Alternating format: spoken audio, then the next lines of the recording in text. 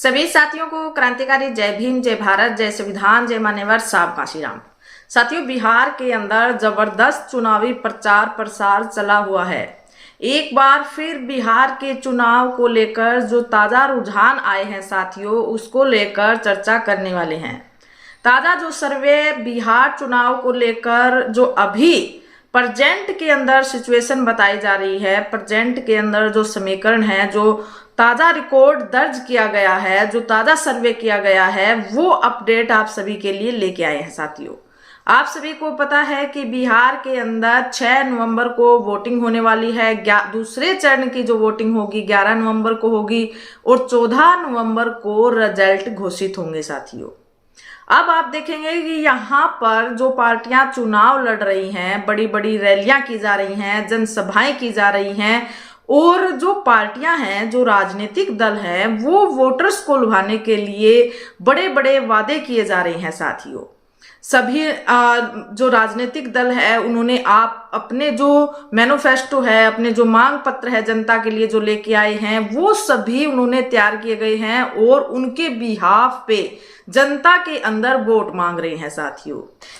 Present की अगर हम बात करें तो जो राजनीतिक पार्टियां हैं, जो बड़ी बड़ी कंपनियां हैं, जिन्होंने जो चैनल है, जो मीडिया है, उनको जो सपोर्ट कर रहे हैं, उन चैनलों ने अपनी अपनी चहेती पार्टियों को वहां पर बहुमत के साथ दिखाया है साथियों। जो रिजल्ट है, जो सर्वे का आंकड़ा है, उसमें वो अपनी पार्टियों को जिता रहे हैं जिनसे उन्हें फंडिंग हुई है साथियों।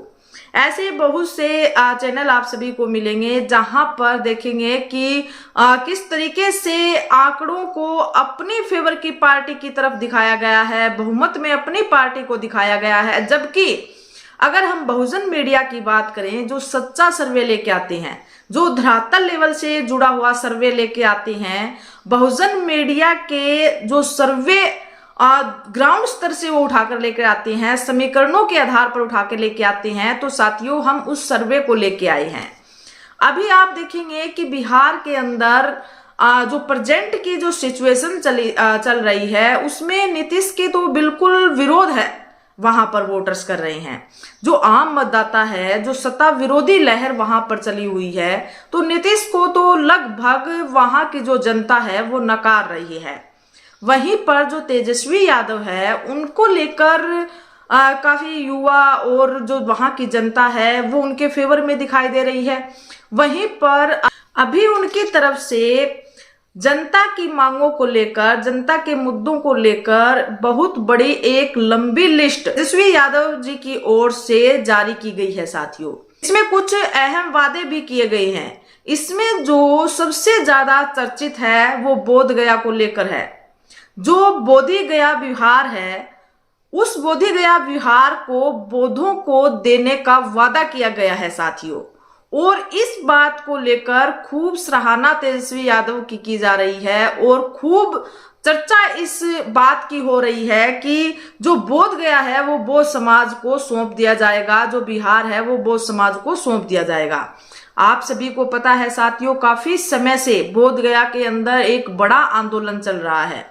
अब सोचने की बात यह है, काफी जो बहुजन समाज के लोग हैं उनकी प्रतिक्रिया ये भी आ रही है कि जब 10 साल तक ये लोग सत्ता के अंदर थे, जब 10 साल ये लोग सत्ता के अंदर काबिज थे, तब इन लोगों को बोध गया और बौद्धों की समस्या क्यों नहीं दिखी? बौद्ध विहार की जो मांगे हैं, जो बौद्ध समाज की मांगे हैं, वो इन लोगों को क्यों नहीं दिखी? आज जब चुनाव बिहार के अंदर चल रहे हैं, 6 नवंबर को वोटिंग होने जा रही है, तो अचानक से इन्हें बौद्ध समाज की याद आ गई। तो इसे केवल एक चुनावी जो प्रलोभन है, जो आम जनता को जो देने का ये काम कर रहे हैं, ये केवल एक छलावा है। इसी के साथ साथ काफी लोग इसकी सराहना भी कर रहे हैं। अगर ऐसा होता है तो ये बहुत अच्छा कदम होगा, एक ऐतिहासिक कदम होगा साथियों। अगर जो बौद्ध विहार, जो काफी समय से बौद्ध समाज मांग कर रहे हैं और आंदोलन चला हुआ है, तो अगर ये उनको मिलता है तो ये एक ऐतिहासिक कदम होगा साथियों। लेकिन आप देखेंगे कि यहाँ पर इतने दिन हो गए इस आंदोलन को चलते हुए, यहाँ कोई राजनीतिक दल नहीं पहुंचा, महागठबंधन का कोई नेता वहां पर नहीं पहुंचा, एनडीए का कोई नहीं पहुंचा। वहीं पर अगर आप देखेंगे तो मात्र चंद्रशेखर आजाद जी एक ऐसे नेता थे जो वहां पर पहुंचे थे और उस पर आवाज उठाई थी और उसके लिए प्रतिक्रिया भी दी थी साथियों।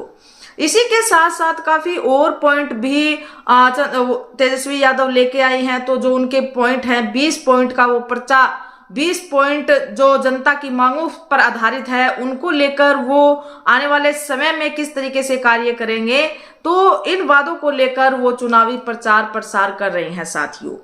वहीं पर अगर इन बातों पर ना जाकर साथियों हम प्रेजेंट के अंदर उस सर्वे पे जाएं जो आज के ताजा रुझान बिहार के अंदर चल रहे हैं साथियों। बिहार के अंदर किस पार्टी को बहुमत मिल रहा है, किस पार्टी को कितनी सीटें मिल रही है, तो सबसे पहले आप सभी को बता दें कि बिहार के अंदर 243 सीटों पर चुनाव होंगे और आप सभी को पता है कि 243 सीटों में से 122 सीटें जिस पार्टी को मिलेगी उसकी सरकार बनेगी साथियों। अब 122 बहुमत वाली पार्टी बिहार के अंदर कोई नजर नहीं आ रही है। ऐसी कोई पार्टी नहीं है, ऐसा कोई गठबंधन नहीं है जो बहुमत के साथ बिहार के अंदर सरकार बना ले। अब वहां के अगर रुझान देखें हम जो प्रेजेंट के अंदर आ रही हैं, ये एक सर्वे है, अनुमानित है और समीकरण चेंज होते रहते हैं राजनीति के अंदर। आज समीकरण कुछ है और कल कुछ होंगे और जब वोटिंग होगी तो साथियों उस दिन रुझान कुछ और होंगे। लेकिन प्रेजेंट के अंदर बिहार की जो सिचुएशन है, बिहार के जो रुझान है, 39% यानी 39% एनडीए की सरकार चाह रही है साथियों, जबकि नीतीश का विरोध भी काफी किया जा रहा है प्रेजेंट के अंदर और सत्ता विरोधी वहां पर लहर चली हुई है। वहीं पर 41%, 41% जो वोटर्स हैं, जो जनता है, वो महागठबंधन की सरकार चाह रही है। अगर हम तीसरा जो विकल्प, तीसरी जो पार्टी अगर हम देखें तो जो किंग मेकर की भूमिका बिहार के अंदर निभाने वाली है साथियों, बहुजन समाज पार्टी। बहुजन समाज पार्टी की सरकार चाहने वाली जो लोग हैं वहां पर, जो बहुजन समाज के लोग हैं, 15% लोग ऐसे हैं जो बहुजन समाज पार्टी की सरकार को चाहते हैं साथियों। अब बसपा पार्टी बिहार के अंदर किंग मेकर की भूमिका निभाने वाली है।